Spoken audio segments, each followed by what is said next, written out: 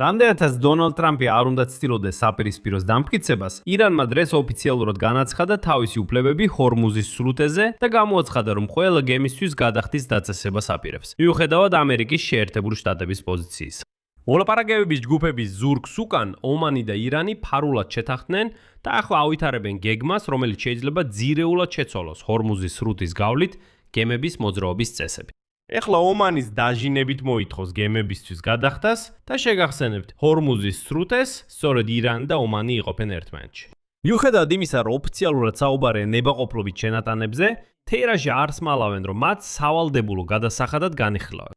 დონალდ ტრამპმა დღეს დაიქვეხნა წარმატებული მოლაპარაკებებით ირანთან. მაშინ, როცა თავად ირანმა არ შეეშოს ახალი მოთხოვნები დაუყენა საბოლოო სამშვიდობო შეთანხმების ხელმოწერისთვის. მას შემდეგ, რაც შეერთებულ შტატებმა და ირანმა შეთანხმდნენ, რომ შეეწყვიტათ ერთმანეთის წინააღმდეგ დარტყმები და კატარში ჰორმუზის სრუტეში საზღვაო საკითხებზე კონსულტაციები ჩაეტარებინათ, სიტუაცია კვლავ გართულდა თეირანის პოზიციის გამო. ირანმა განაცხადა, რომ არ აპირებს მოლაპარაკებებს შეერთებული შტატების მაღალი რანგის წარმომადგენლებთან. თუმცა ვაშინგტონისთვის პრობლემა ისაა, რომ სანამ ტრამპი წარმატებებით იქვეხნიდა, მის ზურგს უკან უკვე შეთანხმდა. ამ გამოშვებაში ჩვენ ასევე გავაანალიზეთ მონაცემებს ჰორმუზის სრუტეში საზღვაო მიმოსვლის შესახებ და ეს მიუთითებს იმაზე, რომ ომამდელ დონემდე ჯერ კიდევ ძალიან შორია.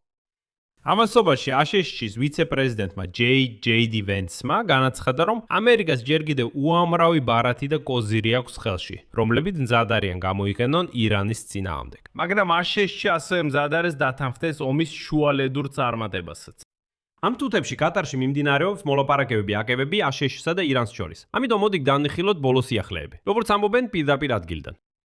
მე მქვია ალექსეი პიჩი, მოდით ერთად განვიხილოთ ეს თემები. მაგრამ სანამ დავიწყებთ, გთხოვთ გამოიწეროთ არხი, დაალაიქოთ და დააწეროთ ნებისმიერი თქვენი კომენტარი ამ გამოშვებას ქვემოთ. ასევე გამოიწერეთ ჩემი Telegram არხი Pichi News-ი, ბმული აღწერაში ამ ვიდეოს ქვეშ, იქ ჩვენ ვაქვეყნებთ ოპერატიულ სიახლეებს, როგორც კი ისინი შემოდის.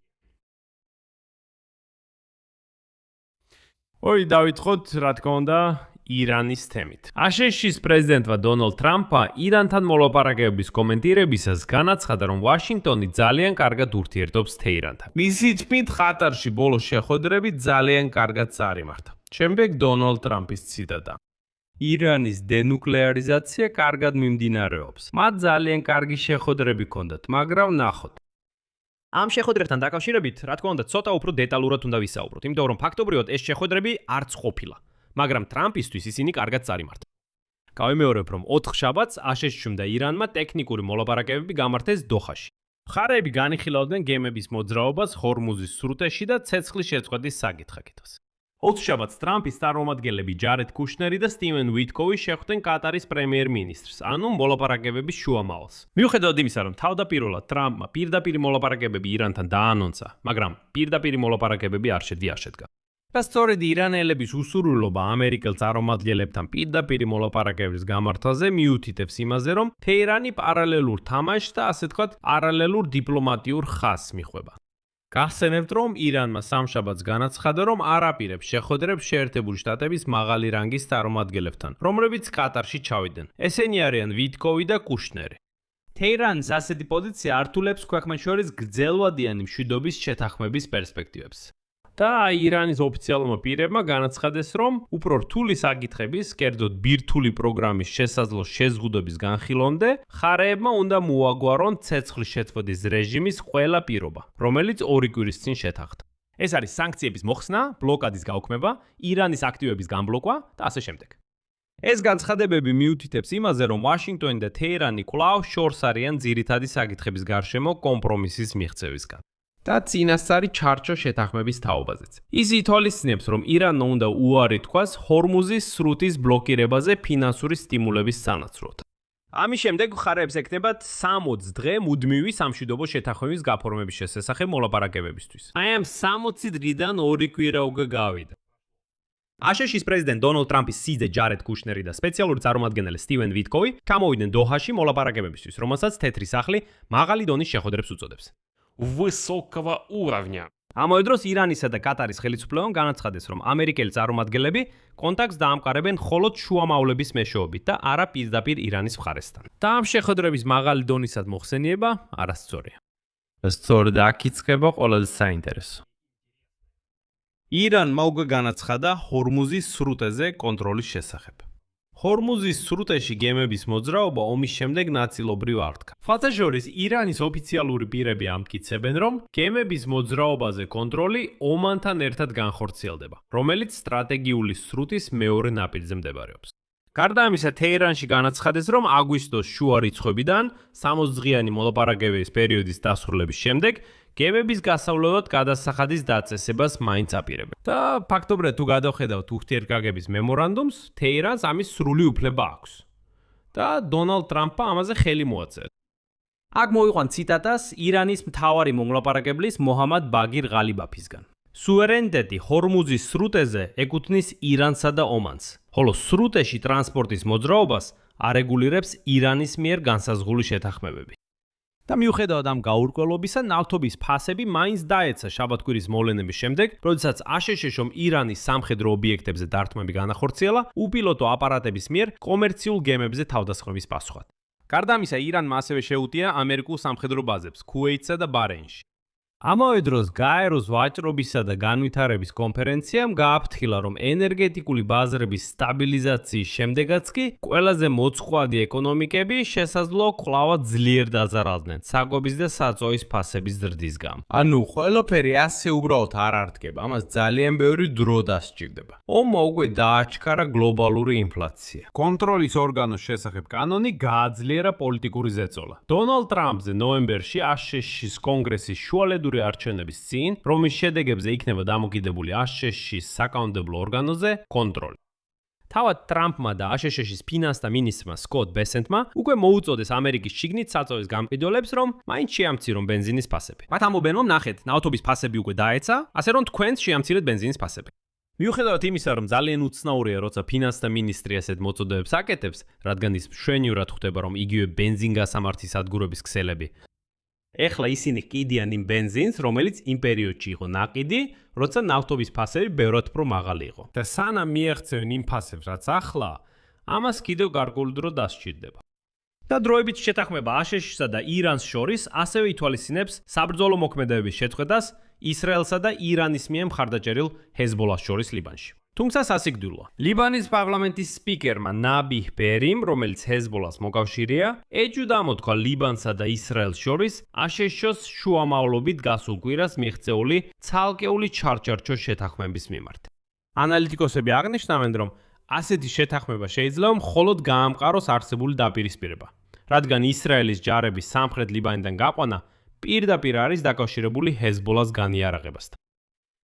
თუმცა ამ ეტაპზე მოლაპარაკებების ყველაზე მთავარი დაბრკოლება მაინც ჰორმუზის სრუტეა. არის რაღაც, რაზეც დონალდ ტრამპი ჯერჯერობით საჯაროდ საუბარს არ ჩქარობს. თუმცა ეს მას კარგად იცის. და ეს შემთხვევითი არ არის, ცოტა ადრე ვთქვი, რომ ირანი თავის პარალელურ თამაშს თამაშობს. სანამ ტრამპი ყველას ართუნებს, რომ მას ყველაფერი კარგად აქვს და თეირანთან ძალიან კარგად ურთიერთობს, თეირანი თავის თამაშს თამაშობს. ომანი და ირანი ახლა ერთობლივ გეგმას ავითარებენ, რომელიც შეიძლება ძირეულად შეცვალოს ჰორმუზის სრუტის გავლით საზღვაო მიმოსვლის წესები. მსოფლიოს ერთ-ერთი უმნიშვნელოვანესი საზღვაო მარშრუტი. ამერიკა ირანის ომის დასრულების შემდეგ სწორედ მუსკატმა შესთავაზა სრუტის გამოყენებისთვის გადასახადის დაწესება. და მიუხედავად იმისა, რომ ოფიციალურად ომანში აცხადებენ თითქოს ეს ნებაყოფლობითი შენატანებია, თეირანში რა თქმა უნდა არ მალავენ, რომ მათ სავალდებულო გადასახადად მიიჩნევენ. თითქოს რა თქმა უნდა ნებაყოფლობითია, მაგრამ თუ არ გადაიხდით, უბრალოდ სრუტეში ვერ გაივლით. აი ასე, არავინ არაფერს არავის არ სთხოვს. ყველაფერი ნებაყოფლობითია. ეხლა აგიხსნით, როგორ იმუშავებს ეს სქემა. როგორც დღეს გახდა ცნობილი, ომანმა უკვე ოფიციალური წინადადება გადასცა ამერიკის შეერთებულ შტატებს და სხვა დასავლელ მოკავშირეებს ჰორმუზის სრუტის გამოყენების ახალი მექანიზმის შესახებ. დოკუმენტის მიხედვით, საზღვაო გადამზიდავი კომპანიები ვალდებულნი იქნებიან გადაიხადონ გადასახადები. საზღვაო მიმოსვლის უსაფრთხოების უზრუნველყოფა ამ სრუტეში. ომანის მხარე ამტკიცებს, რომ ეს გადახდები ნებაყოფლობითი იქნება და არ წარმოადგენს კლასიკურ მოსაკრებელს ან ტრანზიტის გადასახადს. გვთავაზობენ, ნიმუშად აიღონ მალაკისა და სინგაპურის სრუტეების მოდელი, სადაც უკვე მრავალი წელია მოქმედებს სპეციალური ფონდი, რომელშიც მთავრობები და კერძო კომპანიები ნებაყოფლობით რიცხავენ გარკვეულ თანხებს. ამ სრუტეში საზღვაო ნავიგაციის უსაფრთხოების მხარდაჭერისთვის. თუმცა ირანის ხარე შეთანხმებებს სხვაგვარად ლანმარტავს. და ირანის ერთ-ერთმა მაღალ ჩინოსანმა განაცხადა, რომ გადახდები სავალდებულო უნდა იყოს. და შემდეგ უბრალოდ თანაბრად გაიყოფენ ირანსა და ომანს შორის. ამბობს, ეს ჩვენი საერთო სრუტეა. ჩვენ შევაგროვეთ ფულს და 2-40-40-ზე გავიხობთ.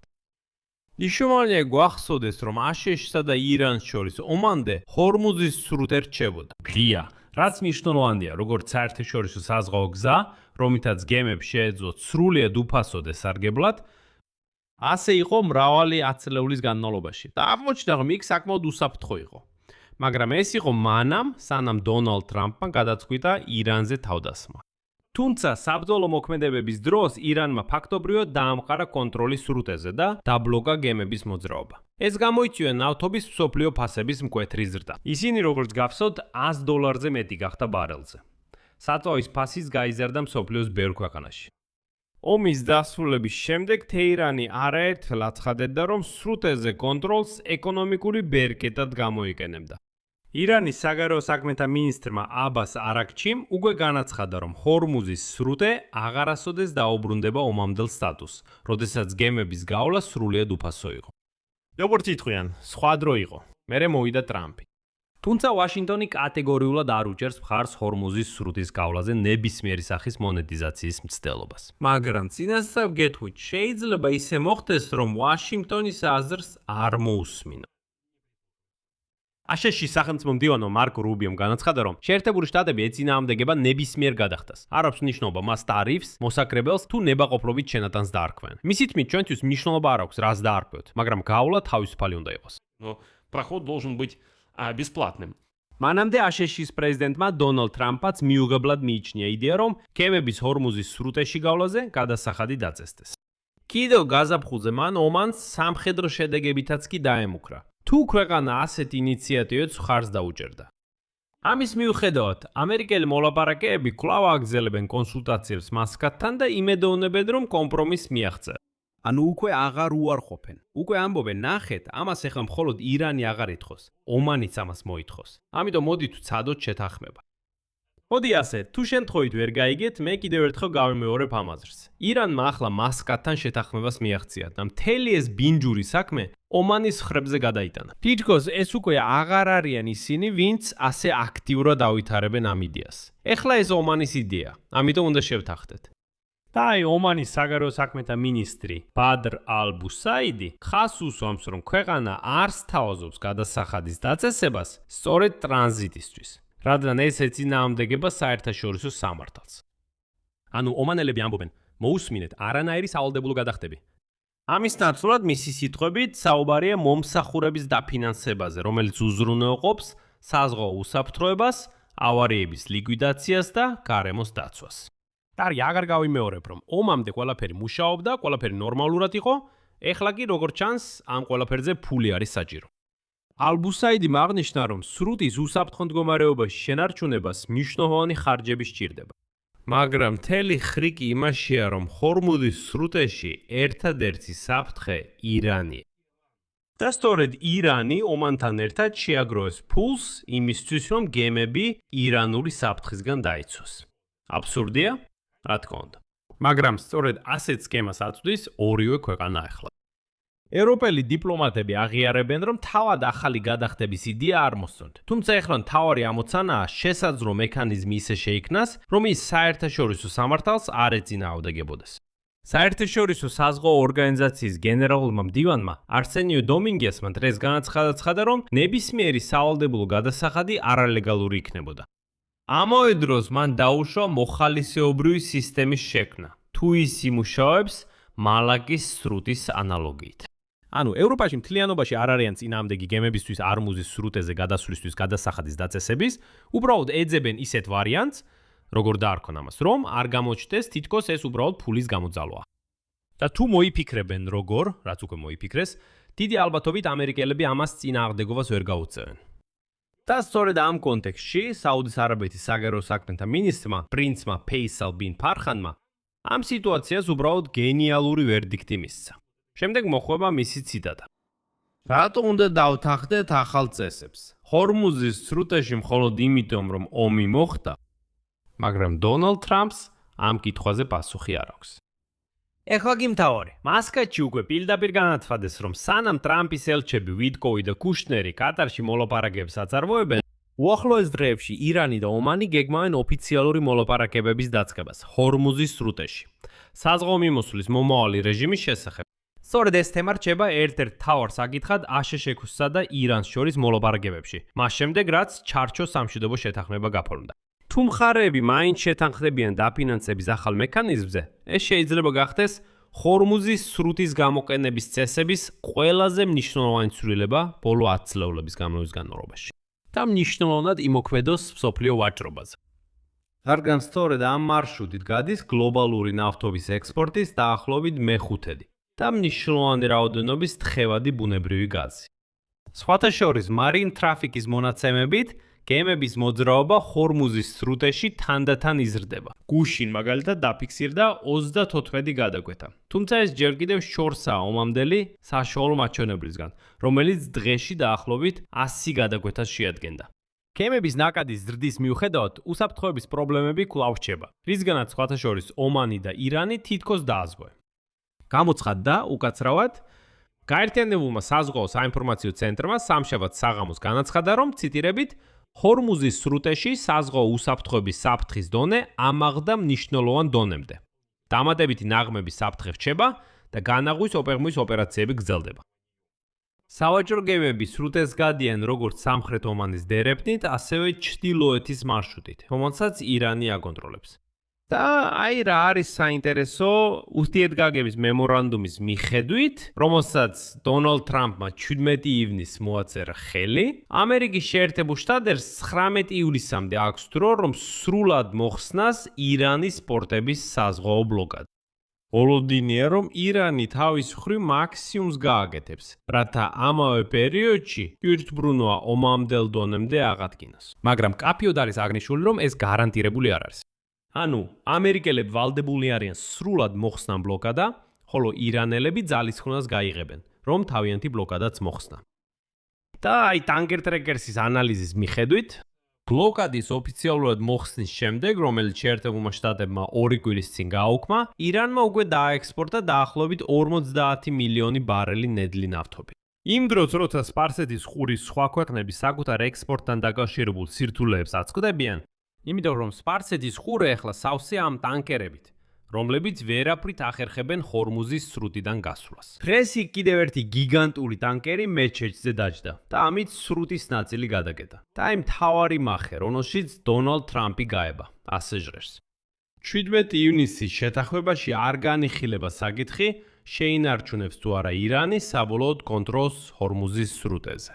იქ მკაფიოდ წერია, რომ გემებს უფასოდ გავლა მხოლოდ 60 დღის განმავლობაში შეეძლებათ. სანამ ირანი და მისი მეზობლები სპარსეთის ყურეში ახალ შეთანხმებას შეათანხმებენ ჰორმუზის სრუტეზე, ეს ნიშნავს, რომ ირანს შეიძლება ნება დართონ, რომ გადასახადი დააწესოს. და ჩვენ ხედავთ, რა მიმართულებით მიდის ეს მოლაპარაკებები. ამასობაში შეერთებული შტატების ვიცე-პრეზიდენტი J.D. Vance ცდილობდა რაღაც ეთქვა ჩვენთვის, მაგრამ კუცფრად გითხრათ ვერ გავიგე, რას გულისხმობდა. იქნებ თქვენ გაიგოთ. J.D. Vance-მა განაცხადა, რომ ირანთან მოლაპარაკებებზე კიდევ ბევრი კარტი უნდა დაიდოს მაგიდაზე. თუ თეირანი, როგორც Vance აღნიშნავს, სწორად მოახდენს რეაგირებას, მაშინ ყველა უკან მოიხედავს და ითქვის, რომ ყველაფერი სუფთა ფურცლიდან დაიწყო. სხვა შემთხვევაში, თუ ირანი ცუდად იმოქმედებს, აშშ-ს, როგორც Vance-მა განაცხადა, რჩება მრავალი ზეწოლის ბერკეტი, რათა უზრუნველყოს, რომ საბოლოო შედეგი ამერიკისთვის სასარგებლო იყოს. მოდი შემდეგ სრულად მოვიყვან J.D. Vance-ის ციტატას. ყველას აქვს სურვილი თქვას, რომ ყველაფერი დასრულდა. დემოკრატებიც და გულახდილად რო ვთქვათ, ზოგიერთი რესპუბლიკელიც ამბობს. ეს აჩვენებს, რომ დონალდ ტრამპი დათმო. სხვები ამბობენ, რომ ყველაფერი დასრულდა. ირანელები კი ამბობენ ამას და იმას, ამას და იმას. და მე ძალიან სკეპტიკურად უყურებდი ყველაფერს ასეც ახლა ამბობენ.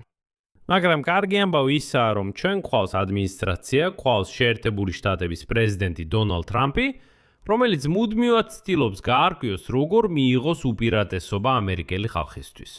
მე საბოლოოდ მტკიცედ მჯერა, რომ ჩვენ ამ მომენტს უკან რომ გადავხედავთ და ვიტყვით, ჩვენ მივახციეთ კარგ შედეგს. ეს დიჩრომას მოითხოვს, არა მხოლოდ მოლაპარაკებების მიმართულებით, არამედ სხვა მიმართულებებშიც. საერთოდ მეგობრებო, თუ მიხვდით კიდევ რა ბარათები დარჩა დონალდ ტრამპს ირანის საკითხში და როდის გამოიყენებს მათ, ამ JJD Vance-ის განცხადებიდან გამომდინარე გთხოვთ კომენტარებში დაწერეთ. რადგან Vance-ის ეს განცხადება რამდენჯერმე გადავისმინე და მაინც ვერ გავიგე, რაზე მიანიშნებს. ის ამბობს, რომ ჩვენ ყავს სუპერ მაგარი პრეზიდენტი, რომელიც, ყურადღება, მუდმივად ცდილობს გაარკვიოს, როგორ მიიღოს უპირატესობა ამერიკელი ხალხისთვის. ცდილობს გაარკვიოს. ანუ მას თავიდანვე არ ქონდა არანაირი სტრატეგია. როცა ომს იწყებდა, ესმოდა რა შეებმებოდა. თუ მხოლოდ ეხლა ცდილობს გაარკვიოს, რა გააკეთოს შემდეგ. შემდეგ ამბობს, არის ბარათები და ჩვენ მათ გამოვიყენებთ. რა ბარათები? რა ბარათები სად? ბარათები რო ქონდათ, უკვე გამოიყენებდნენ, მაგრამ როგორც ჩანს ისინი არ აქვთ. და ჩვენ ხედავთ, რომ ირანი იღებს უამრავ, ბოდიშით ბონუს, უამრავ პრეფერენციას, მაშინ როცა დონალდ ტრამპი ცდილობს გაარკვიოს, როგორ მიიღოს უპირატესობა ამერიკელი ხალხისთვის. ეს მოლაპარაკებების ეტაპზეა რამდენი ხნის შემდეგ? ორთვიანი ომის შემდეგ, უფრო მეტიც ვიდრე 2 თვე. აქ ბრალ წერტილს დავსვამ. თქვენი აზრი და დასკვნები დაწერეთ კომენტარებში ამ გამოშვების ქვეშ. გამოიწერეთ არხი, დააწკაპუნეთ ზარზე და არ დაგავიწყდეთ მოწონების დაჭერა. თუ გსურთ ამ YouTube არხის მუშაობის მხარდაჭერა, ეს შეგიძლიათ გააკეთოთ ნებისმიერი დონატით. ამ ვიდეოს აღწერაში მოცემული ბულებისა და რეკვიზიტების საშუალებით იქ ასე წერია. ხარი დაუჭირეთ არხს ალექსეი პეჩენი. აირჩიეთ თქვენთვის მოსახერხებელი ნებისმიერი გზა. მადლობელი ვიქნებით თქვენი ნებისმიერი მხარდაჭერისთვის. ამით დასრულდა. იზრუნეთ საკუთარ თავზე. ყველას მშვიდობით.